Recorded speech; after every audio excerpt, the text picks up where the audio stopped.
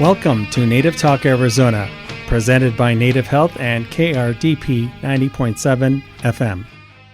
Later in the show, we'll learn about the Power Me A to Z program that provides free vitamins with folic acid with Susie Leo. And Lynnann Puwadi chats with Tamarah Butler, a self-taught artist and owner of Art by Tamarah, whose artwork includes white ghost washed imagery. I'm host Lynnann Puwadi. The Office of Indian Education administers federal and state programs to meet the educational and cultural needs of Native American students of Arizona.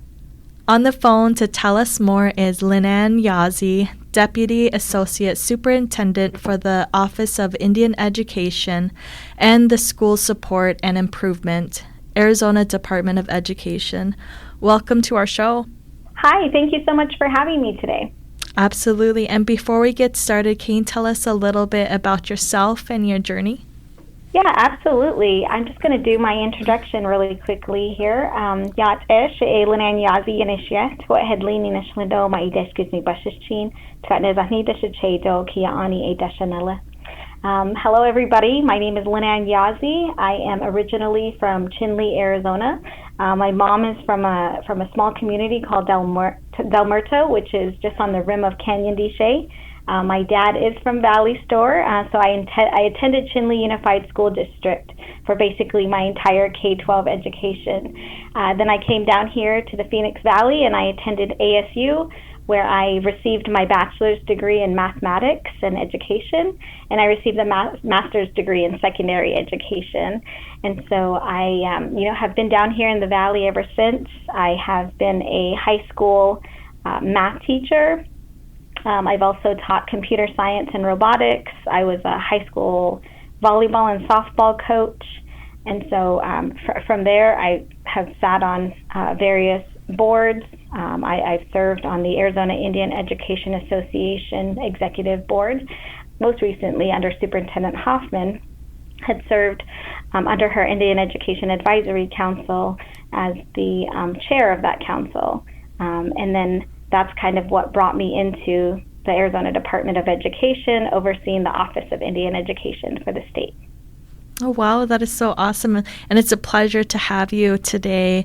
Thank you for sharing that. And kind of to start off, can you tell us more about the Arizona Department of Education's Office of Indian Education?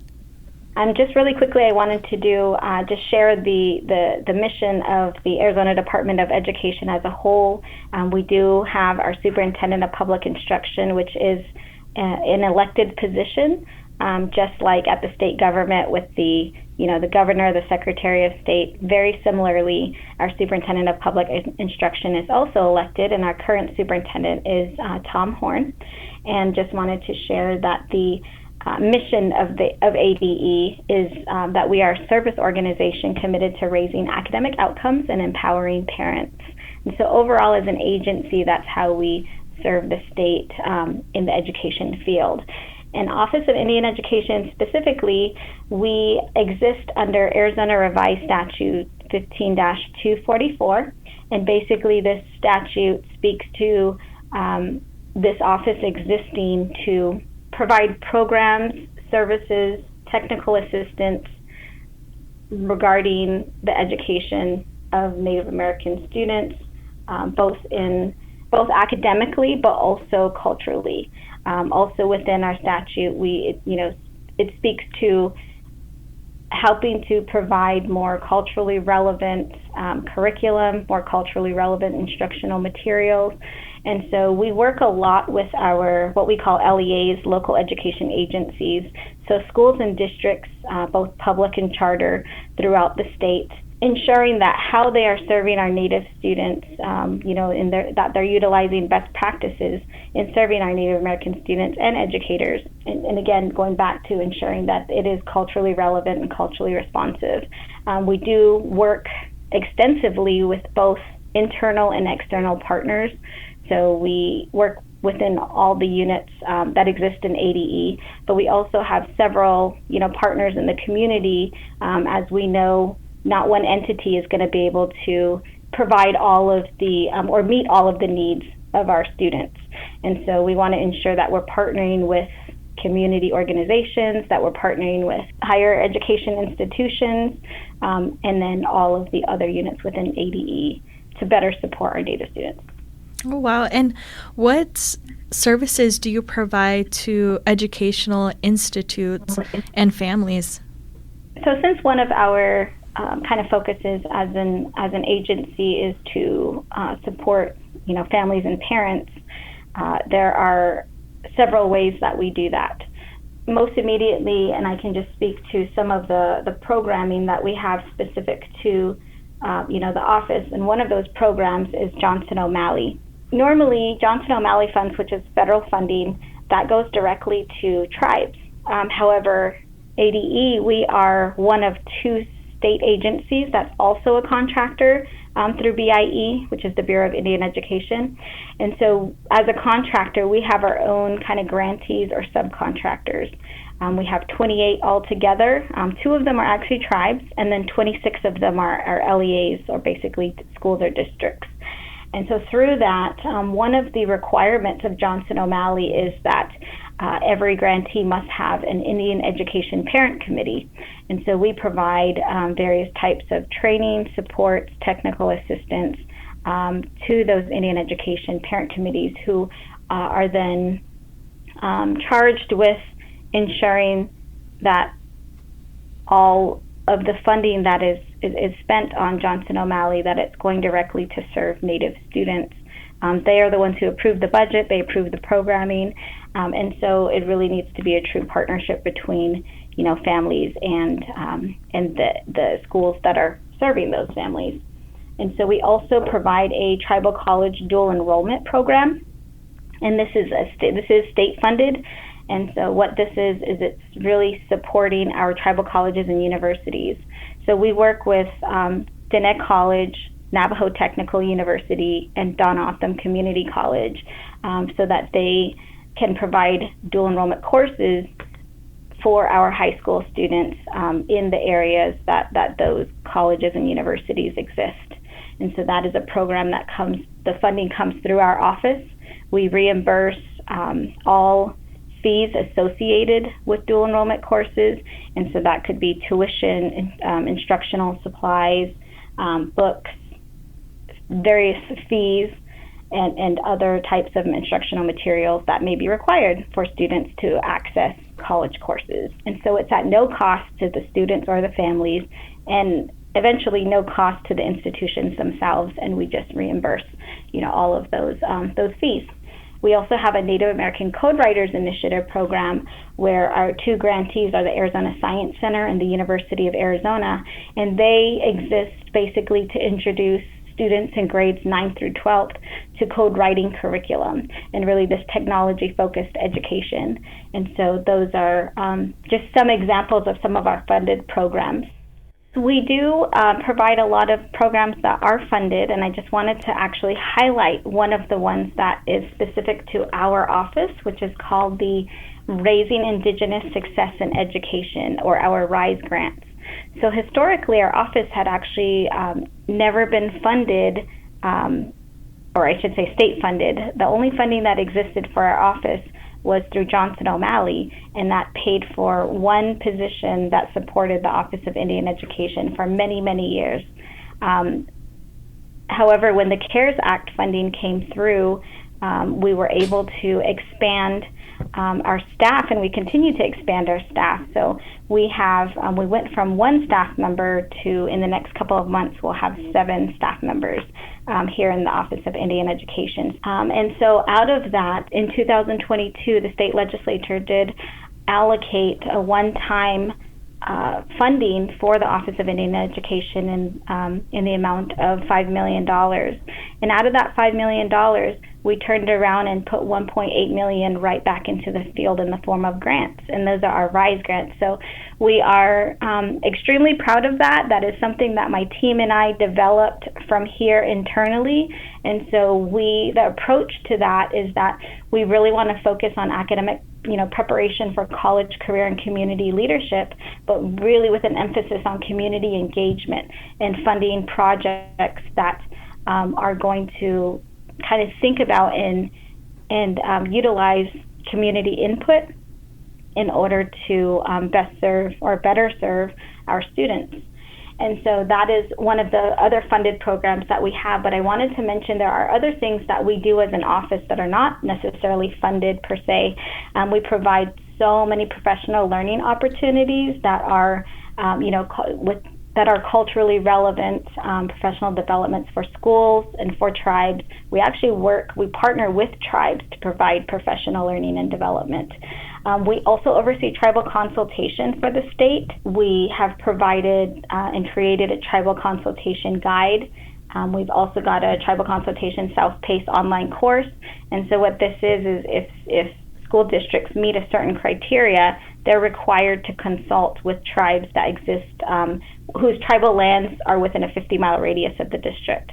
And so we also oversee that process. As a part of our statute, the Indian Education Advisory Council is another entity that is an advisory council, not just to the Office of Indian Education, but to the Arizona Department of Education as a whole. And really what they're charged with is advising ADE on policies and activities relating to the education of Native American students. We are just reconvening that council right now, and so I'm working with tribal leaders to nominate somebody from their tribe. So we have 22 in Arizona, to nominate from their tribes somebody to speak on their tribe's behalf in regards to education matters. We're also working heavily on data right now. We know that a lot of times our data is not as accurate and robust as it should be. And so what we're trying to do is we're trying to ensure that when students are being identified through their student information systems, that they are identifying a tribal affiliation and or enrollment. Of course, this is self-identifying, and so we're working with also different tribes, because right now all the data is just grouped into American Indian / Alaska Native in general, but we want to disaggregate that data by tribe. So that's also something that our office is doing, working with other units within ADE and working with our school districts to identify our students so that they are aware that they have students. I know a lot of times so one of the data points that we like to share out is that in almost 90% of our public and charter schools in Arizona, there's at least one student that identifies as American Indian or Alaska Native, which means we have Native students all across the state. And so we want to ensure that the programs and supports we're providing are accessible to all of these students and all of the education staff that are supporting our students. And just to provide you some context, we believe that there's somewhere between 80 and 90,000 Native American students in our public and charter schools. The initiatives and programs that you have available, are they offered throughout Arizona or just Maricopa County?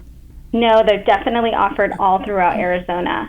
In fact, we are we try to be very intentional about ensuring that we have representation across the board throughout Arizona. So any of the programs and services that we provide, we ensure that, let's say grantees, for example, any of our grantees, Johnson O'Malley, and our RISE grants, which I can go into here in a little bit, but when you look at the map of where our grantees are, they are spread out all over Arizona. And so we try to make sure that representation is there when we do site visits, when we do trainings, when we provide professional development opportunities. We certainly think about where can we host these events, where are we going for our site visits, to ensure that we are also operating outside of Maricopa County as well. And why are these initiatives important? Initiatives like these are very important because there are many times when, especially in urban areas, our students may not, be as visible or have as much representation when they're in a school of thousands and thousands, and there's only, anywhere from 1 to 5% of the student population is Native American. Sometimes they kind of get lost in the education system, and what we want, though, is we want to keep them connected to home, to culture, to language, And so many times when we think about our Title VI and our Johnson O'Malley programs that exist specifically for Native students, they're very key programs that help us to do that, that help us in an urban area be able to, connect our students, connect our families, and give them that visibility that's going to be really important for them. But also on the flip side of that, in those schools and communities where, it could be in a tribal community on tribal lands, we still want to be able to support our students and expose them to various opportunities and resources that they may not be aware of. And kind of on the same topic of kind of learning about opportunities to better support Native students across the state kind of brings me into your upcoming Office of Indian Education Stakeholder Summit. Can you tell us more about the summit and why it's important? Yes, we're so excited about our Office of Indian Education Stakeholder Summit. We are taking this opportunity to bring together those that have a vested interest in education, in the education of our Native students, but also those, adults who are also working with not only our students, but are working with our families and our tribes as well. And so we just want to, highlight great things that are happening, but also bring together those stakeholders who can have these important conversations about how are we going to continue to best serve our Native students. And so we have 4 different specific audiences, but really it's general and open to anybody. We think about stakeholders, there's a lot of different areas that people can come from that could have a vested interest in education. And so we actually are going to include students as one of our participant types, and then we'll also have parents and caregivers. We'll have many different events and opportunities for them to engage with each other, but also hear from others that have some valuable information to share. And when and where is the summit going to take place? The summit is going to be is scheduled for July 18th through the 20th, and it's going to take place at the Sheraton Grand Wild Horse Pass. And is there still time to register? Yes, so our registration is open now. We're actually running I guess you could call it a promotion. We are going to be doing a raffle for those that register prior to June 30th or by June 30th. We're going to do a drawing, and we're going to offer a comp to registration. So we will select a name, and if they've registered, they'll have a comp registration to our event. We're also giving out some insulated bags, and we're giving out some water bottles as well. And so, we're just trying to ensure that we're bringing in many, many attendees. So our attendees are, again, coming from, a lot of them are coming from our grantee programs, but we really are opening this up to anybody else that is interested in having these important discussions around education of our students. And how can our listeners find more information about the Office of Indian Education, and how can they contact you, or who can they contact for further questions? If you have questions, you can call us at 602-542-2345. You can also email us at indianeducation@azed.gov. So that's indianeducation@az.gov. You can also check out our website. This is where we're going to have most of our information, and that's at www.azed.gov/OIE. Again, you can also just search online. If you just put in ADE-OIE on any of the search engines, it'll pull up our website. So we have so much information there. You can sign up for our listservs. We have several listservs. We send out a biweekly every 2 weeks, which is just a list of opportunities for students, for families, for community members. And so definitely check out our website and sign up for our listservs. Perfect. I would like to thank you, Lynnann, for coming on air with us today to tell us more about the great resources and initiatives and programs that you have to offer at the Office of Indian Education. Yes, thank you so much for having me. Coming up on Native Talk Arizona, Susie Leo will tell us about the Power Me A to Z program. Support for KRDP 90.7 FM comes in part from Native Health, with 2 locations in Phoenix, 4041 North Central Avenue, Building C, near the corner of Central Avenue and Indian School Road, and at 2423 West Dunlap Avenue.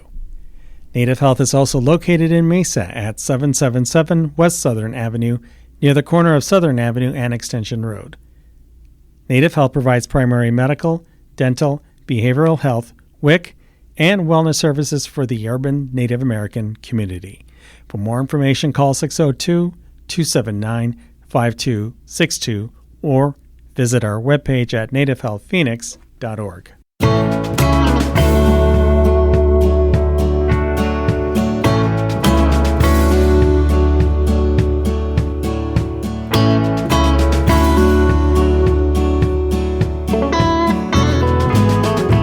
I've been waiting for some wings to take me up to bigger things. I've been waiting for some time to close my eyes and free my mind, and I'll wait for my wings tonight. I've been crying in the rain, washing away all the bitter games. I've been singing with the wind. It takes some time to heal everything. I'll wait for my wings tonight. Just close my eyes and free my mind. I'm not afraid to take the flight. I'll fly like all the eagles fly.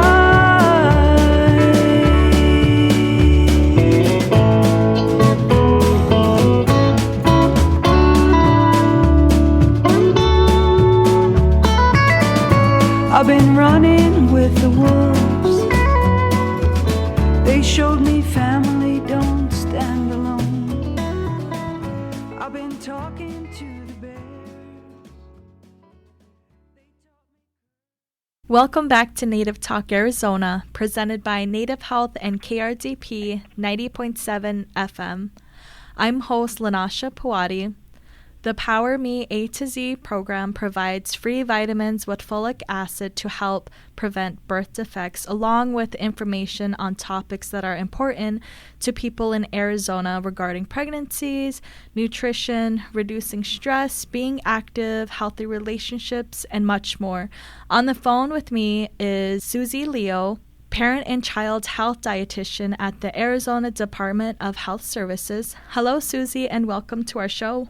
Hi, I'm happy to be with you today. Absolutely. And can you tell us a little bit about yourself? Sure. First of all, I'm a mom of 3 terrific kiddos. I have a wonderful, supportive husband, and I'm also a registered dietitian. I manage the Power Me A to Z folic acid program at the Arizona Department of Health Services. Can you tell us tell us about the Arizona Department of Health Service and what you do? Sure. The Arizona Department of Health Services is the state health department, and we work to promote and protect the health of Arizona's children and adults. ADHS has programs in disease prevention, health promotion, community and environmental health, emergency preparedness, regulatory services, and maternal and child health, which is where the Power Me A to Z program comes in. Oh, wow, and a great resource and community resources out there, programs. Yes. And Susie, can you tell us more about what Power Me A to Z program is? Sure. Power Me A to Z is a vitamin and education program that's been around for about 11 years now, and we provide a free 3-month supply of multivitamins with 400 micrograms of folic acid to people in Arizona who can get pregnant, and the goal is to help prevent birth defects if they were to become pregnant. And we also partner with organizations who see our audience, so people who can get pregnant is our audience, and we provide our free educational materials and our vitamins for them to distribute to their patients or clients. And can you tell us why is it important for people who can get pregnant to take a multivitamin before getting pregnant? It's recommended for people who can get pregnant to take 400 micrograms of folic acid every day, even if they don't ever plan to have a baby. And because half of all pregnancies are unplanned, it's a good idea for anybody who can get pregnant to get in the daily habit of taking 400 micrograms of folic acid in case a pregnancy does happen. By the time most people find out they're pregnant, it's about 5 or 6 weeks into the pregnancy, usually at the earliest. And by that point, a neural tube defect could have already happened in the developing baby. So that's why it's important to have folic acid in their body before a pregnancy could happen. And the March of Dimes recommends taking folic acid for at least 3 months before getting pregnant.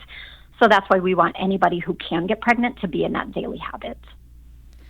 And what if someone doesn't have the intentions of getting pregnant or wants to have children? Can they still utilize the multivitamin? Sure. So as I said, if somebody is able to physically get pregnant, even if they don't want to be pregnant, ever have a baby, it's still recommended that they take folic acid every day just in case they do get pregnant. Half of all pregnancies are unplanned, so we want that folic acid in their body already, just in case. So folic acid also has other benefits, which would be enticing to somebody who could get pregnant but maybe doesn't want to. But the other benefits are things like making your hair shine, your nails grow, your skin glow. It helps stabilize our mood. It helps our bodies make red blood cells and absorb iron. It's good for our heart, helps lower cholesterol and blood pressure. And it also can help protect against certain cancers like colon, breast, cervical, pancreatic, and stomach cancers. So there's lots of other benefits in addition to the birth defect prevention. And how should someone choose a multivitamin? Yes, so as a registered dietitian, I would definitely recommend someone try to eat a balanced diet with variety of, foods and beverages. Nobody eats all the vitamins and minerals they need every day. We all know that. And our bodies absorb folic acid, which is the human-made form, better than the natural form, which is called folate. And so it's recommended for someone who can get pregnant for them to take a daily multivitamin with 400 micrograms of folic acid. This type of vitamin is good for most people, and it's just a one-a-day type of vitamin that should provide everything that they need. If someone's unsure about the amount of folic acid in a vitamin, if they're looking at the grocery store or drugstore, they could check the label, and what they would want to look for is the word folate in the chart on the back of the bottle, and that's the natural form, as I mentioned, and it should say off to the right-hand side 400 micrograms of folic acid, and that's what's in our vitamin through Power Me A to Z. And what vitamins are available for Power Me A to Z? Sure. So as I just mentioned, the 400 micrograms, we give 3 months for free of our multivitamins of folic acid as part of our program. And like I said, they would be, what you would find at like a drugstore or pharmacy. And they also have other vitamins in them as well, like vitamin A, C, vitamins D, E, B6 and B12, and also calcium. Those are just some of the nutrients in our vitamin, but the 400 micrograms, that's the amount needed to help prevent birth defects. And can you tell us what is the role of the folic acid in preventing birth defects? Folate, or the folic acid, helps to form DNA and RNA, and it's also involved in protein metabolism. So it's important during periods of like rapid cell growth, like during a pregnancy or during the development of a baby, during a pregnancy. So the neural tube, which I keep mentioning, the neural tube is what turns into the baby's brain and spine, and that closes up very early in pregnancy, as I mentioned, often before people know they're pregnant. And so that's why it's important to have that folic acid in your body before you get pregnant, because by the time you do find out you're pregnant and you haven't been taking folic acid, it probably is too late to prevent something like that from happening. And can someone just eat foods that have folic and still reduce their risk of the neural tube defects? Yeah, so folic acid is found. It's the folic acid form, the human-made form, is in fortified foods, and that's things like grains and pastas and cereals. It's also in vitamins, as I've mentioned, and then folate, which is the natural form of it, is also found in foods like leafy green vegetables, fruits, beans, peas, nuts. So it's definitely recommended to have a varied diet that includes those foods with the natural folate, as well as the fortified version, which is the folic acid. But our bodies absorb folic acid, the human-made form, better than the natural form, which is folate. So it's better to either get the fortified foods and also definitely get the multivitamin supplement every day as well. But of course, we would recommend a healthy, balanced diet as well to get that natural form. And if somebody is not in their childbearing ages, would this multivitamin still benefit them? Yes, it's just a women's one-a-day type of vitamin, or an over-the-counter one-a-day. So yes, it would definitely benefit somebody. It depends on their age. Our target age range is about 18 to 45-ish. So if somebody's older than that, perhaps, there might be a different formulation of a vitamin at the drugstore that might be better for them. But yes, this is what we offer through Power Me A to Z, is for that childbearing years of approximately 18 to 45 years old. And can you tell us more about how the Power Me A to Z program works, as it is a free multivitamin? How does somebody go about in requesting a multivitamin bottle? So our website is AZ, as in Arizona, azdhs.gov/PowerMeA, the number 2Z. And they would go on there and take the quiz to get the free vitamins. There are right answers, but you're not going to be denied from ordering the vitamins. It's just kind of a knowledge check. So take the little quiz, and then you would fill out the order form to get your vitamins shipped. We ship all over Arizona for free. And then if an organization is interested in our materials, they can fill out the bulk order form that's on the same website. And then we would ship that, again, anywhere in the state, and they just request the types and quantities of our materials. And is there a limit on how many multivitamins you can request if you are requesting it for your personal own use? Sure. So somebody would order and they would get the 3 months for free. During that 3 months, we would hope that they would form a habit of taking the vitamin every day and then hopefully go out and purchase their own vitamins. But if they can't, or it's more convenient to reorder on our website, that's fine also. So they would just go back and fill out that order form again at that 3 month mark and have another shipment sent to them.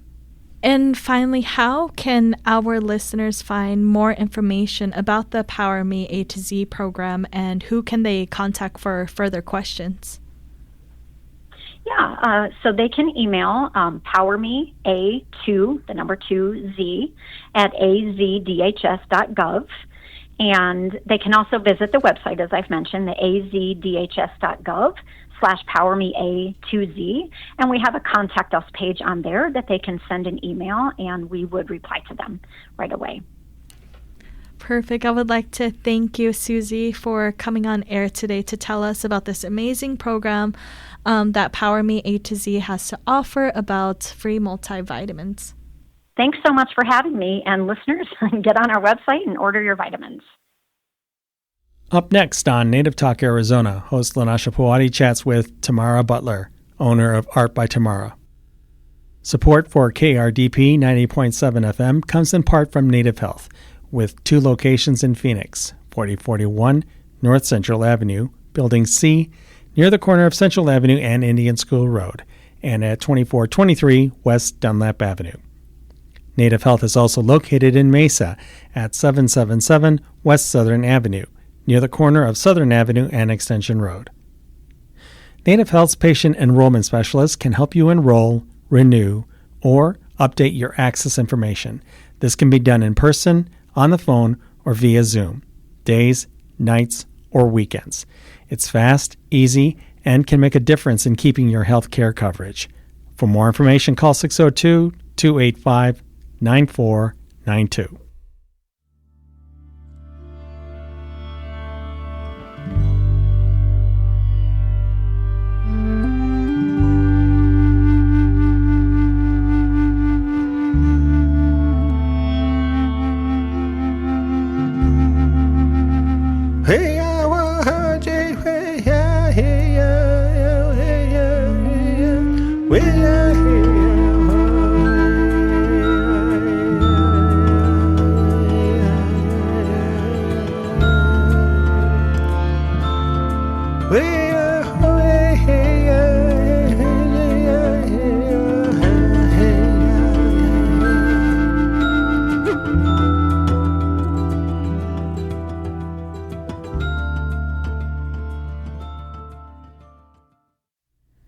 Welcome back to Native Talk Arizona, presented by Native Health and KRDP 90.7 FM.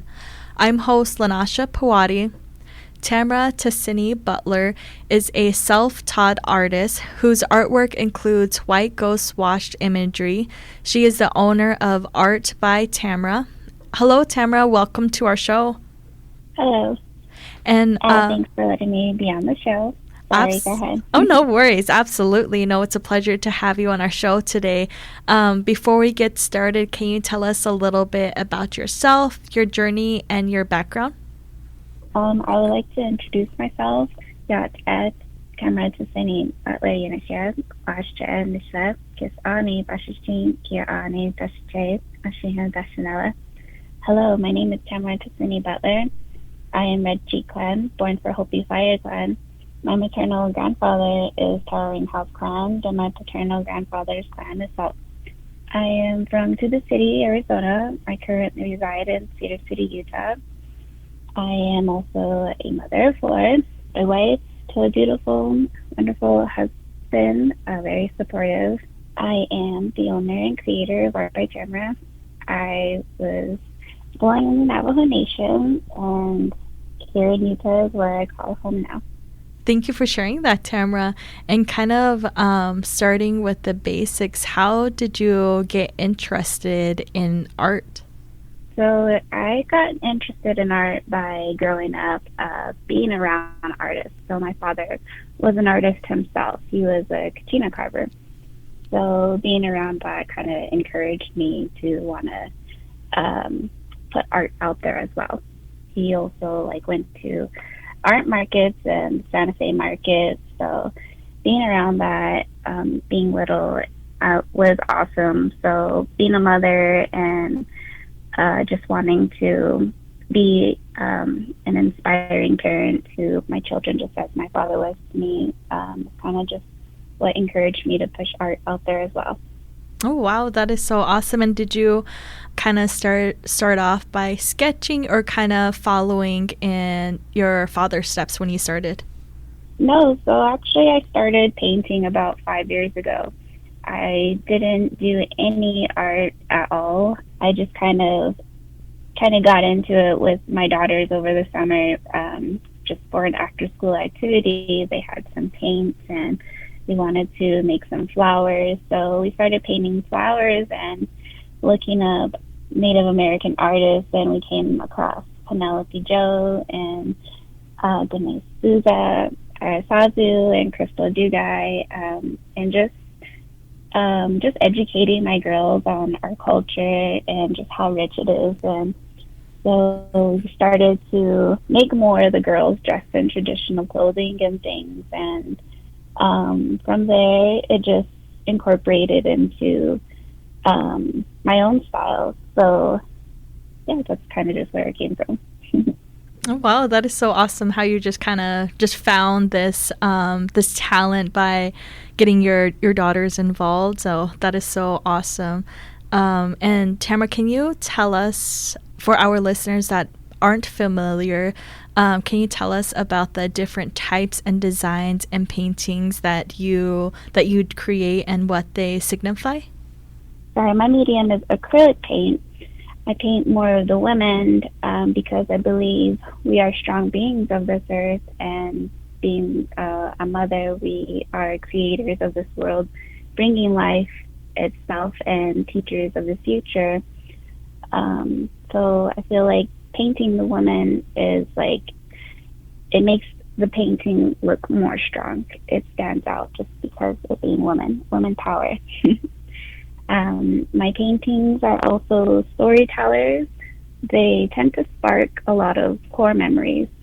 I like to paint for memories, especially like deep, emotional, meaningful, just like a picture image of just a core memory. So they also share a part of like our tradition with the images, like the women are dressed up in their traditional attire. So that's kind of just where the designs and paintings, kind of what most of them signify. And what is ghost washed images? Ghost wash images, it's more like, so it's a whitewashed image, what I paint with. I have color in my background images or my background paintings, but my images are all white, and they tend to get mistaken for watercolor, as it looks kind of washed out like watercolor.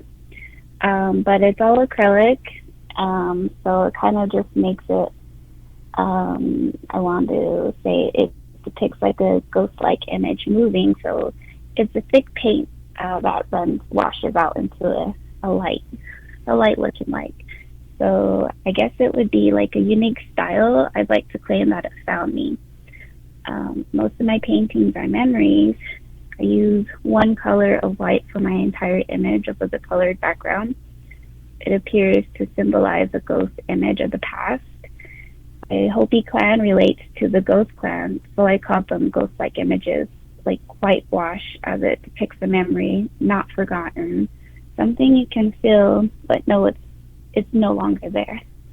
What is the process of designing and painting? That was a tough question for me, just thinking about it myself.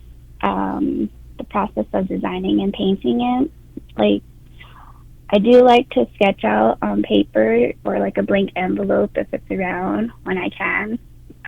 Being a mom of four is kind of time consuming, so whenever my little daughter will let me sketch or anything, if I got a memory that I feel like I can drop on a canvas, I'll try and sketch it down real quick and save it for later. But majority of the time I don't use those sketches. I just prep my bases. I usually like to prep a couple of bases with some nice colors. I get from like inspired by sunsets or sunrises, and it's majority of the time it's freestyled onto the canvas. And how long does it usually kind of take you to complete different designs that you create? So I like to create images with meaning and purpose. So a design doesn't come until I feel like I should share it. Kind of like a mental health note, a note to myself. Like, I like to express painting like journaling, and I feel like my paintings like that are special because sometimes when I paint them and I share them to social media, the world, somebody out there needed to see it and needed to hear those encouraging words.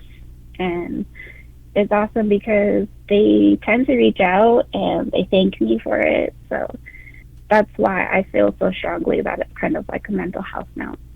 I guess it just depends on when I feel like a painting should be shared, I guess. How would you say your painting has evolved from when you first started? Since I started, there is more details and the difference in shading down to my paintbrushes I choose to use. It's just more, it's more defined. And is there any other mediums that you would want to kind of dabble into, kind of go into to incorporate in some of your designs? Yeah, I wanted to try like a sand texture, like for just to add them into the acrylic. I've tried watercolor, but I don't think it's not for me, I guess. I just can't get the groove of it. So the more of the texture painting, so I think adding sand into the acrylic and just giving it more of a 2D, 3D definition looking like of the painting would be awesome. So trying to do that. Oh, yeah, that would be really great to kind of see how those two kind of evolve together. Tamarah, do you have any upcoming shows, or where can people find your paintings? I don't have any shows as of now. However, every now and then I will set up next to a small local shop called Home on the Range, located here in downtown Cedar City, Utah. The store is where you can also find a couple of my paintings, prints, and stickers here in Cedar City, Utah. Also, there is an indigenous-owned shop, Lynnann, located in downtown Santa Fe, New Mexico. You will find my paintings and prints. And also the Silver Artichoke, located downtown Santa Fe, New Mexico. I've yet to make an appearance for Santa Fe's big market, but possibly soon, maybe next year. And do you have a favorite collection or piece that you've created? Yeah, I do. I have a favorite piece that I made a few years ago. It was a painting of a lady and her spinning wool in front of her loom. It became a favorite because it was a first that I shared the process with my father. He never saw my paintings in person, so we did a lot of phone calls over the phone, and I would just send him pictures along the way, and he would look at it and tell me where I need to fix or what I could add or what I should do. So it was kind of like it was a collaboration with him, I felt like, because I don't think I would have made that painting as good as I did then without his help. It was kind of like a sentimental creation that I made. So once the painting was done, we shared what we knew of weaving and just the stories that were told by our elders of weaving. We thought it'd be a clever idea to hide a tiny spider in the painting. I wish that I kept this painting. It was actually one of the first biggest canvas that I've ever painted. It was, I believe it was a 32 by 48 canvas. But it went to a good home. I know the owner has great care of it. So that would be my favorite piece. Wow. And kind of talking on the same topic of the products that you have or that you sell, can you share with us what some of the products that you sell? Because I know you do canvases, prints. Yeah. So right now I do canvases. Sizes vary. I have prints available, just limited prints of my previous paintings that I've created. I don't do prints much, but pen size, not been going out much. I've made prints available just because a lot of people have been asking for prints as well. I do have a couple of stickers available, and some of the things I don't have on hand. They are located in the stores that I've listed or said before. But yeah, I'll be creating a website soon where people can purchase those. But for now, you would be able just to message me directly. Oh, yeah, no, that'll be great. And Tamarah, for anyone, any youth or anyone that is interested in pursuing painting, what advice would you give to them? Don't be afraid of criticism. There's a lot of people that will probably put you down or say things that you don't want to hear, but don't mind what others say. Especially the youth nowadays, this generation, is the bullying is so mean, and one word will really knock you down. So just be strong, stand tall, and your creations will speak to those who need it in their life. And art is beautiful, and the world needs more of it. So please share your artwork. We need more artwork out there. And finally, how can our listeners find more information about your work, and how can they contact you if they have further questions? Okay, so you can find me on Instagram at Art by Tamarah. There is my listed email information as well. Direct messages are best. Other than that, Instagram is my main platform. Perfect. I would like to thank you, Tamarah, for taking the time out today to tell us about your amazing work and kind of sharing the background to all of your pieces with us today. Yeah, thank you for having me on the show. Thank you for letting me share a piece of me, and yeah.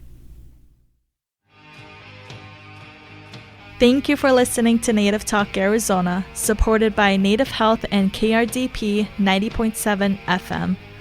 Audio editing by Javier Quiroga, and the executive producer is Susan Levy. And I'm host Lynnann. We hope you tune in again next week. If you have any questions, please email us at nativetalkaz@radiophoenix.org.